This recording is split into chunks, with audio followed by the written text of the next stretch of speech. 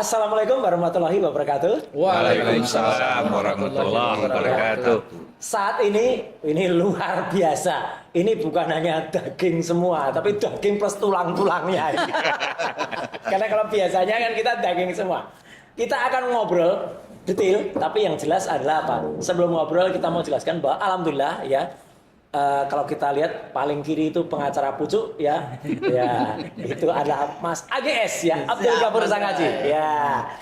Nomor 2 dari kiri tidak asing lagi, Prof Denny Indrayana ya, ini luar biasa, kita import langsung dari Australia. Tengah siapa nggak kenal, beliau akan bertanggung jawab terhadap undang-undang yang sekarang menjerat saya. Saya juga, karena kami dulu ikut membuat ya tahun 2003 sampai sekarang. Prof Henry Subiakto. Nah, dan at last, tapi bukan but not least betul kalau ini ya. Kalau ini memang orang yang paling penting juga, pakar pra-peradilan bukannya pakar hukum pidana. Ya, Pak Dr. Didit Wijayanto Wijaya. Ya. Thank you. Baik, tapi yang jelas kenapa kita ngumpul di sini? Nah, itu yang paling penting. Mas Roy, tema kita apa hari ini? Tema kita adalah bagaimana pandangan para ahli ini ya terhadap pasal-pasal ataupun terhadap hukum yang kemudian diarahkan terhadap kasus kita. Wah, ini daging semua nih. Kalau ini bukan semua. Lagi bukan daging sama tulang, tapi daging semua. Daging semua. Dan kenapa beliau ada di sini? Ini sekaligus komitmen. Terima kasih Prof Denny, terima kasih Pak Henry, terima kasih juga Pak Didi. Kalau Pak Didi sudah pasti. Jadi sudah tahu kenapa beliau ada di sini. Beliau ini terima kasih sudah akan mendukung dan membersamai saya. Ya.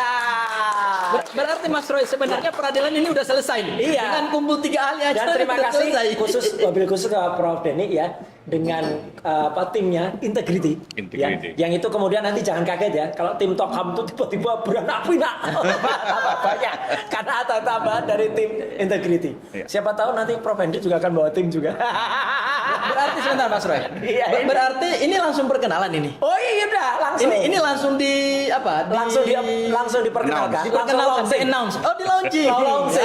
Prof Denny Indrayana membersamai kita semua. Kan udah dari kemarin-kemarin. Sudah dari kemarin, sudah dari awal ya, sudah dari grup besar waktu itu dan kita bersama-sama dan ini untuk menegaskan kepastian supaya tidak ada yang main klaim ya gitu ya.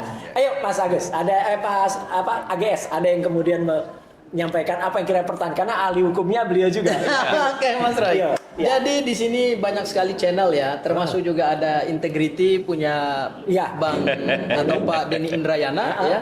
Kemudian juga ada Roy Suri Official, Refli Harun Official, juga Sangaji Official, Langkah Data. Ada beberapa channel-channel lainnya. Ya. Dan satu lagi karena ada Refli Harun Official tadi ada satu podcast yang kemudian pamit pulang. Buru-buru. Oke, Mas Roy. Kita tidak mendahului persidangan. Tapi sebenarnya dengan kumpul 3 ahli ini saya kira persidangan udah selesai. Kita tidak mendahului persidangan, tapi kita ingin memberikan edukasi kepada para pemirsa ya terkait dengan apa yang sekarang sedang kita upayakan di Pengadilan Negeri Jakarta Selatan dan kemudian apa yang sedang terjadi di Pengadilan Negeri Jakarta Timur. Ya. Mungkin saya mulai dari menariknya ya. Saya mulai dari Pak Didit dulu ya. Terkait dengan permohonan pra peradilan nih Pak Didit nih. Kalau Pak Didit lihat permohonan pra peradilan ini sebenarnya kami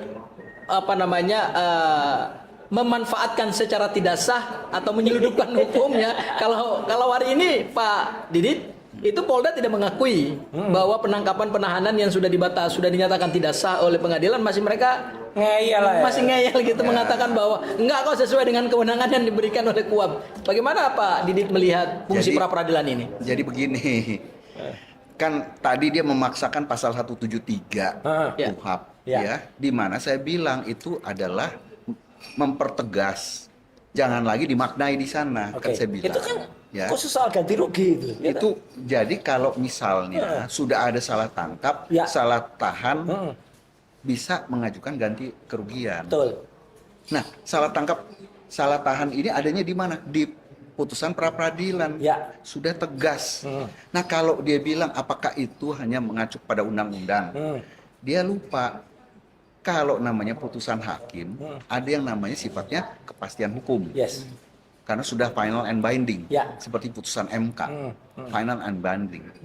Itu menjadi aturan. Bedanya putusan hakim menjadi undang-undang bagi para pihak.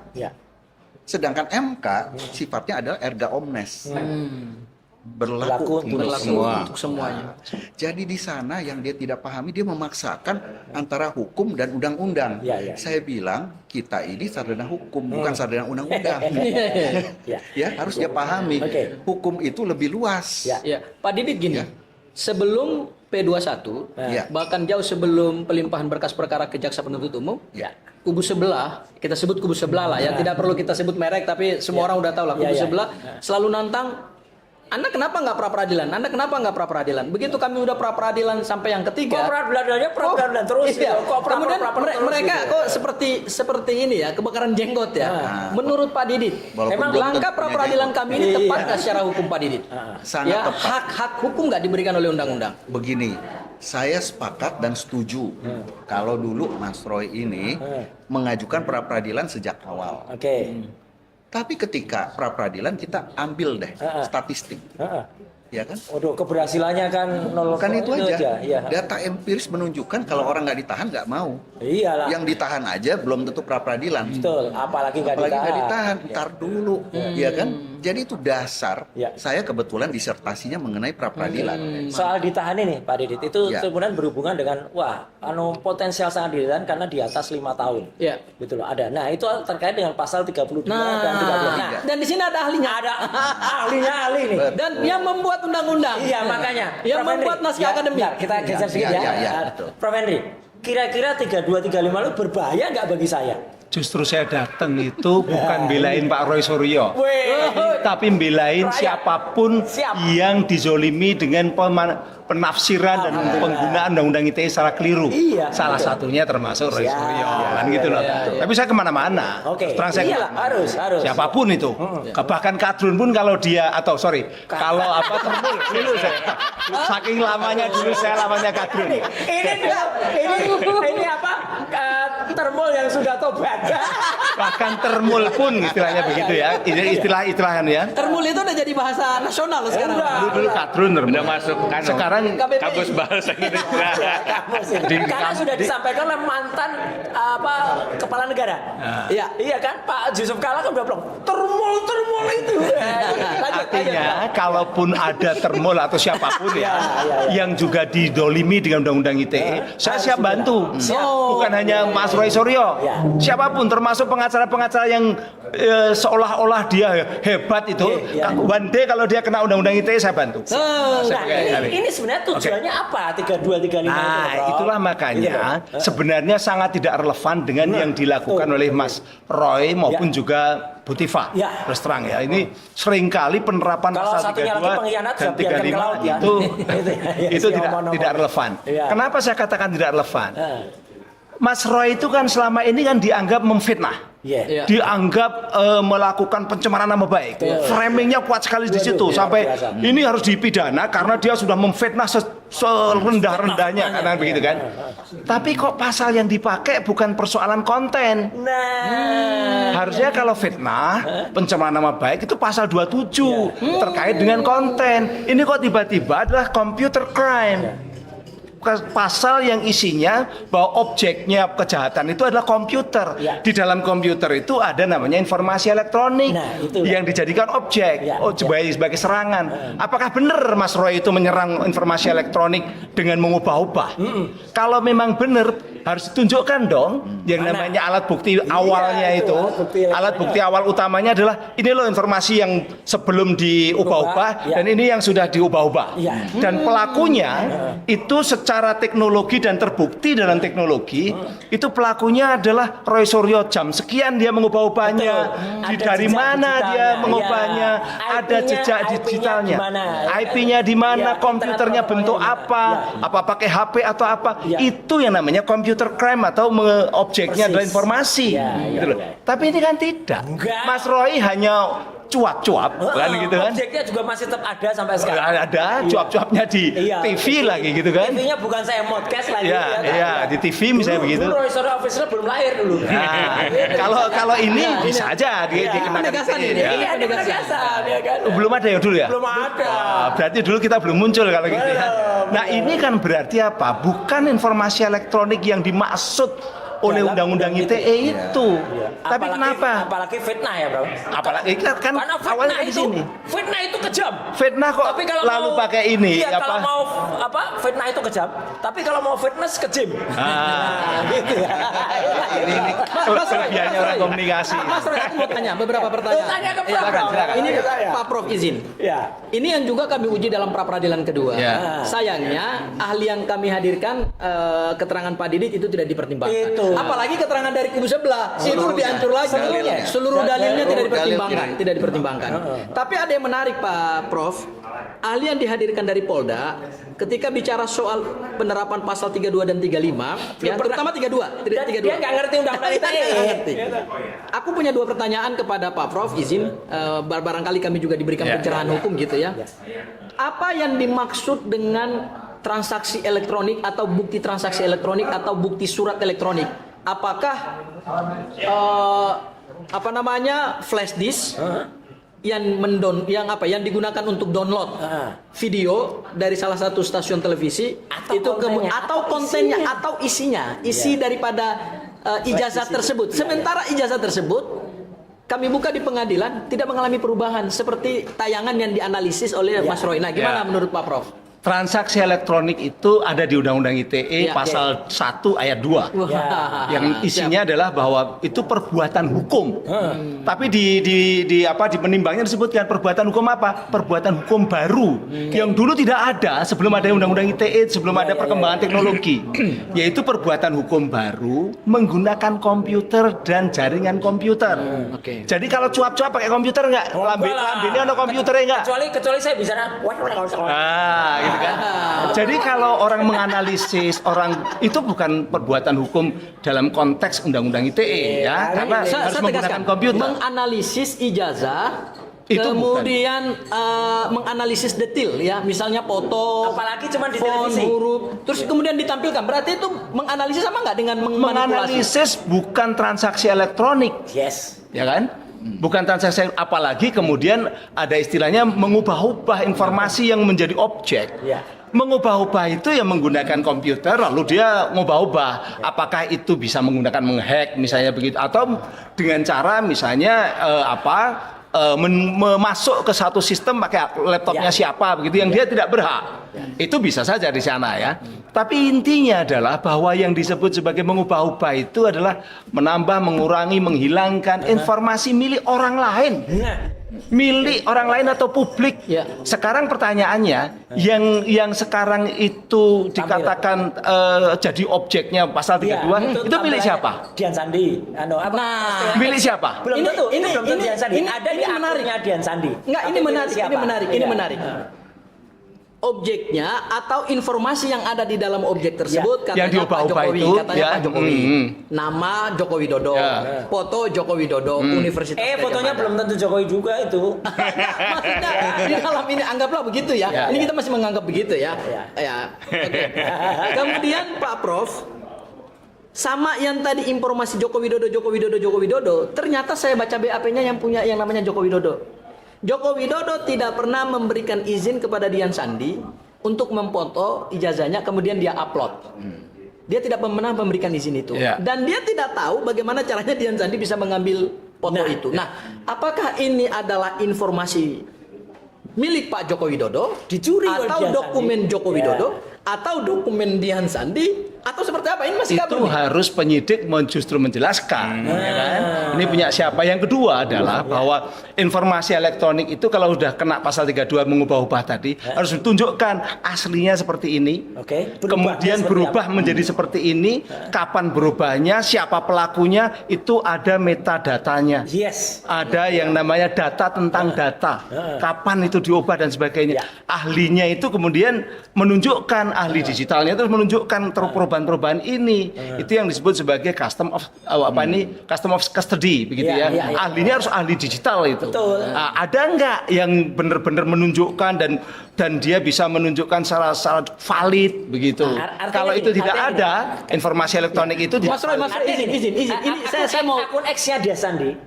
Itu misalnya harus dicek dulu ya tadi metadata. Kemudian akun yang mengambil dia, mengcopy dia, itu harus dicek. Misalnya, meskipun saya tidak ingin ya gitu. Kalau saya yang dituduh mengambil Yaitu misalnya handphone saya atau komputer saya harus diperiksa. Kalau ternyata tidak ada, Iya. juga tidak. Itu loh artinya. Ini Mas Roy, ini Iya. unsur milik ini kan penting banget ya. Karena Penting ya. disebut pasal Baik. 32 tuh Ya, milik orang lain. Betul. Sebut itu. Ya, Pak Prof gini.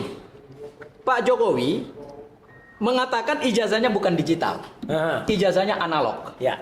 Dan yang diunggah oleh Dian Sandi tidak melalui izin daripada Pak Joko Widodo. Tapi yang melaporkan pasal 32 Pak Joko Widodo. Bagaimana menurut Pak Prof? Itu tepat makanya nih? menjadi tidak analisa jelas. hukumnya nih tepat nggak nih? Itu makanya menjadi tidak jelas karena sebenarnya yang dilindungi oleh Undang-Undang ITE pasal 32 itu informasi elektronik dan sistem elektronik. Nah, karena Salah nggak- satu Karena atau sistem ijazahnya bukan elektronik, Ya. berarti gugur dong. karena nggak jelas ini, kita tanyakan pendapat dari negeri seberang. Ya. Prof Denny, ya. Jenengan ngamati dari seberang, tapi tentu ngamati itu seberang kan nggak ada jarak lagi, ya. Saya Mas Roy, saya mau bertanya begini. Buat orang yang ada di seberang. Iya, iya. Kalau ada perkara begini yang melibatkan mantan presiden, negara sebesar Australia misalnya, Ya. ya, itu nanggapinnya gimana kalau ada perdana menteri misalnya dipertanyakan ijazahnya, ya, atau atau gubernur dipertanyakan ijazahnya. Kalau negara seperti Australia yang sudah demokratis, sudah terbuka, sudah maju, itu pejabat tersebut menunjukkan ijazahnya atau muter-muter seperti apa ya? Atau bikin reuni-reuni. Gitu. Bagaimana negara sebesar seperti Australia kalau hal yang seperti ini terjadi di Iya, silakan. Ada 3 yang saya ingat langsung ya. Pertama, di Australia nggak ada persoalan ijazah pasti. Ada perbuatan di ada Australia. perbuatan seorang anak. Oh itu lain lagi. Lain lagi. Yang katanya ke Australia bikin ijazah di sana, tapi ternyata dia cuma 6 bulan di sana. Nah, itu kasus lain. Jadi, itu kasus lain. Itu kasus jadi lain. tidak ada isu pejabat publik Australia yang saya dengar sejauh ini kemudian punya masalah terkait ijazahnya. Jadi pertanyaan beliau ini sayangnya nggak ada jawabannya. Hanya aja di negeri Indonesia. Atau kalau kita mengandaikan, Ya. bagaimana negara sebesar Australia yang sistem demokrasinya sudah mapan dengan ini, kalau ada pejabat tersangkut begini, Iya. cukup tunjukkan saja atau Nah, bikin. makanya yang kedua itu Australia sendiri Iya, ya. iya. Jadi saya membayangkan kalaupun ada tidak akan sesulit ini sebagaimana kalau kita lihat di Amerika. Karena kita sudah sering dengar nih komparasi Barack Obama langsung tunjukin ya kan. Yang ketiga yang saya ingat adalah ketika Pak Arsul Sani. Iya, Ya Arsul kan? Sani. Semua nonton, semua melihat Pak Arsul Sani kemudian menunjukkan ijazah S3-nya langsung bikin konferensi pers terbuka. Dan relatif selesai masalahnya, nggak ada isu lagi. Dan mantan menteri juga ada. Saya meskipun ada orang cerewet terus sampai dengan sana, tapi nggak usah di lain lah, buang ke laut aja. Ada lah, ya. beberapa teman yang kemudian memunculkan ijazahnya, Mas Dino, segala macam. betul. Jadi memang sangat disayangkan ya.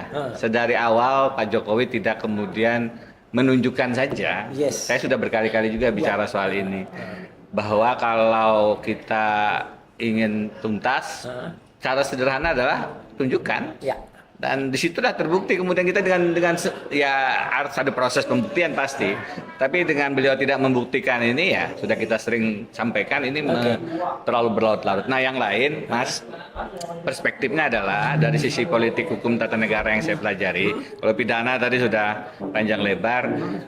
Ini adalah cara-cara kekuasaan untuk melakukan intimidasi, untuk melakukan kriminalisasi, ya kan? Kalau dulu di zaman Orde Baru kita punya undang-undang anti subversi. Ada undang-undang anti subversi. Yang kemudian pada saat reformasi itu yang kita kemudian hilangkan. Sekarang undang-undang ITE ini salah satu yang kemudian menjadi pintu masuk bagaimana orang dikriminalisasi. Hari-hari ini saya menulis surat kepada Pak Prabowo bahwa harusnya beliau mendengarkan kritik-kritik gitu, dan biasanya kelompok-kelompok kritik itu tidak didengarkan. Ada 3 modus yang dilakukan. Pertama dibeli. Dibeli ini biasanya mungkin dikasih macam-macam lah ya kan, apa berkilo emas atau dolar yang dari berangkas rumah mana kita nggak tahu. Yang kedua dikriminalisasi. Jadi kemudian diancam dengan satu proses hukum supaya orang kemudian takut.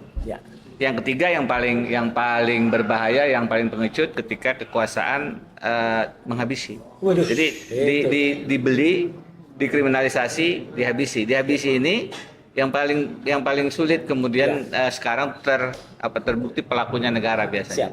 Yang jadi korban misalnya Almarhum Munir. Novel Baswedan matanya, Andri Yunus matanya, dikriminalisasi dan dihabisi inilah. Jadi banyak sekali. Nah sekarang Mas Roy yang mencoba untuk menunjukkan sikap peduli kritisnya terhadap nasib negara, ya dikriminalisasi salah satu modusnya. Yang terbaru sebenarnya ada yang barusan dibela juga oleh Prof. Henry, yaitu sahabat kita, podcast kita, yaitu yang ada Babe Aldo. Dan itu ceritanya gimana itu, Prof? Sebelum kita akhiri kita ngobrol, karena mungkin beliau-beliau ini mau ada acara lain dan kita masih punya narasumber baru yang nanti luar biasa. Itu nanti. Memang betul kata Mas Denny Indrayana bahwa sekarang ini undang-undang ITE banyak dipakai untuk membungkam. Jadi terjadi chilling effect. Takut orang menjadi takut. Membungkam mereka-mereka yang kritis, termasuk Anda, itu objek yang juga harus dibungkam. Ya. Mungkin nanti kita juga bisa. Bisa saja. Nah kebetulan kemarin yang terjadi ada si Rudi Kamri juga, ada kemudian siapa? Termasuk tokoh yang nanti akan kita narasumber juga. Ada nanti dalam sesi tersendiri. Babe Aldo itu karena dia banyak mengkritisi masyarakat di masyarakat di Kalimantan Selatan, gitu ya. Ada yang tersinggung karena apa yang dia lakukan itu kiprahnya mengganggu mereka-mereka yang punya kekuasaan di sanalah. Nah akhirnya yang terjadi adalah menggunakan undang-undang ITE dia dikriminalisasi seolah-olah melanggar pasal 32 dan 35 juga. Sama juga. Hanya gara-gara dia mengupload sebuah foto. Foto itu dia upload di TikToknya, TikTok pribadinya yang dia tanyakan apa benar ini adalah orang di lapas gitu ya, karena memang ada orang yang sering datang ke lapas itu menjenguk kata keluarganya yang notabene terkait dengan narkoba, bandar narkoba. Tapi dibalik itu sebenarnya problemanya adalah tadi kekritisan dia di masyarakat Kalimantan Selatan. Akhirnya yang terjadi sekarang ditahan. Gitu. Ini sekaligus closing statement, Pak Didit. Pak Didit juga pasti punya pandangan tentang Babe Aldo, gitu ya. Apa yang kemudian bisa kirakan sebelum nanti saya minta Prof. Henry nutup, kemudian Pak Prof. Denny nutup, dan juga nanti terakhir Mas Agis menyampaikan konklusinya. Kalau sepintas saya lihat perkaranya, saya udah melihat itu kelihatan sekali kental namanya rekayasa kriminalisasi. Kita harus bedakan. Kita juga ada rekayasanya kita. Jadi saya harus bedakan rekayasa kriminalisasi dengan kriminalisasi. Kriminalisasi itu sesuatu perbuatan yang bisa dikriminalkan. Tapi kalau rekayasa itu jahat sekali. Nah, jadi closing statement saya adalah sebenarnya kita punya banyak undang-undang. Termasuk undang-undang ITE. Undang-undang ini bagus. Saya menyitir dengan istilah das Sein, das Sollen. Apa yang harusnya dan apa yang terjadi. Nah, jadi ternyata yang terjadi tidak sesuai dengan apa yang seharusnya terjadi. Sehingga saya perlu komentar satu. Apa itu? Percuma kita punya undang-undang yang bagus kalau pelaksananya tidak bagus. Lebih baik kita punya undang-undang yang tidak bagus tapi pelaksananya bagus. Gitu. Lebih baik demikian. Prof. Henry, jadi banyak 32, 35 terhadap saya ini gimana kira-kira? Pasal 32, 35 ini sering dipakai karena sanksinya di atas 5 tahun. Sehingga bisa untuk nahan. Perkara sebenarnya match tidak cocok. Unsur-unsurnya nggak cocok itu belakangan nanti di pengadilan tapi tahan duluan. Ini yang kasusnya seperti itu yang dia dilihat seperti si Babe Aldo juga seperti itu. Anda pun dulu awalnya mau seperti itu, tahan duluan, tahan duluan begitu. Nah itu yang terjadi, makanya betul bahwa problemanya adalah bahwa undang-undang yang sebenarnya untuk jagain internet supaya aman dari ketika dipakai untuk ekonomi digital dan sebagainya, ternyata sekarang dipakai untuk kegiatan-kegiatan politik gitu loh. Makanya saya ini kadang-kadang juga miris. Memang benar kita betul butuh rancangan undang-undang perampasan aset. Kita butuh. Tapi kalau kondisinya masih seperti sekarang, di mana penegak hukumnya sering menggunakan undang-undang untuk kepentingan bisnis dan politik mereka, saya khawatir malah nanti dipakai untuk ngerampasi orang-orang yang tidak bersalah. Maka harus hati-hati gitu loh. Harus disiapkan dulu. Kalau perlu reformasi dulu penegak-penegak hukum yang oknum-oknumnya terlalu banyak ini. Prof Denny punya pandangan yang sama? Saya menyambung aja. Ya. Kami pernah dapat amanah sebagai Satuan Tugas Pemberantasan Mafia Hukum. Wah iya dulu. Ya. Jadi memang kalau penegakan hukum kita itu bisa dipesan, maka yang dijadikan target itu bukan keadilan. Yang dijadikan target itu lawan. Siap. Sasaran gitu. Ini jahat ini. Jadi memang harus kita hati-hati betul dengan penegakan hukum yang tujuannya jadi politis, tidak lagi yuridis. Nah, saya pikir siapapun presidennya, pemberantasan mafia hukum itu harus menjadi salah satu agenda yang sangat serius ditegakkan. Salah satunya terakhir adalah kalau Pak Prabowo sekarang serius, maka pemberantasan mafia hukum salah satunya dia menguatkan kembali KPK sebenarnya. Iya, luar biasa. Begitu. Mas, konklusi hari ini? Konklusinya saya ambil dari kesimpulan tiga tokoh yang luar biasa ini. Pak Didi tadi bicara soal undang-undang ITE dari asas dan solendasein. Kemudian juga Prof Henry juga ngomong soal undang-undang ITE, dan Pak Prof Denny juga ngomong undang-undang ITE. Satu kesimpulannya adalah undang-undang ITE ternyata adalah undang-undang subversi era reformasi. Yang sebenarnya undang-undang itu sudah kita tinggalkan. Iya, harusnya ditinggalkan. Harusnya ditinggalkan, tapi dihidupkan dalam era reformasi. Ada reinkarnasi dalam undang-undang. Iya, betul. Undang-undang subversi yang biasa dipakai oleh Pak Harto untuk membungkam lawan-lawan politik, untuk memenjarakan lawan-lawan politik pihak oposisi supaya kekuasaannya aman. Ternyata hari ini direinkarnasi. Terima kasih Pak Prof Denny, Pak Prof Henry, Pak Dr. Didit, itu luar biasa. Itu kesimpulan kita, Mas. Jadi satu lagi. Satu aja. Saya cuma mau nutup dengan adagium. Apa itu? Kita suka dengar fiat justitia uang caelum. Artinya meskipun besok langit runtuh, keadilan atau justice harus ditegakkan. Betul. Dan menegakkan itu. Nah, masalahnya susahnya begini, justice tidak akan selalu ditegakkan. Kenapa? Karena mereka tahu besok langit nggak mungkin runtuh. Tapi itu yang luar biasa. Tapi itu yang terjadi ya. Jadi para aparat penegak hukum jangan lagi menggunakan undang-undang ITE itu untuk mengkriminalisasi orang. Dan apalagi mengingkari itu. Malu bro kalau malu bro. Malu. Sampai jumpa di kesempatan yang lain. Ini tapi singkat banget, tapi sebentar Mas Roy. Sebagai penutup, aku mau mengucapkan selamat atau kata-kata kepada Prof Denny. Welcome to the club. Welcome to the club, dan terima kasih juga buat Prof Henry atas kesediaannya. Nanti kami tunggu keterangan ahlinya di persidangan supaya mengajari hakim dan mengajari jaksa gitu. Dan untuk para termul, itu jelas beliau-beliau itu sekarang membersamai kami. Pak Didit, kami akan terus memakai ilmunya Pak Didit untuk pra-peradilan selanjutnya. Termasuk juga di Pengadilan Negeri Jakarta Timur. Sekian, terima kasih. Wassalamualaikum warahmatullahi wabarakatuh. Waalaikumsalam. Waalaikumsalam warahmatullahi wabarakatuh.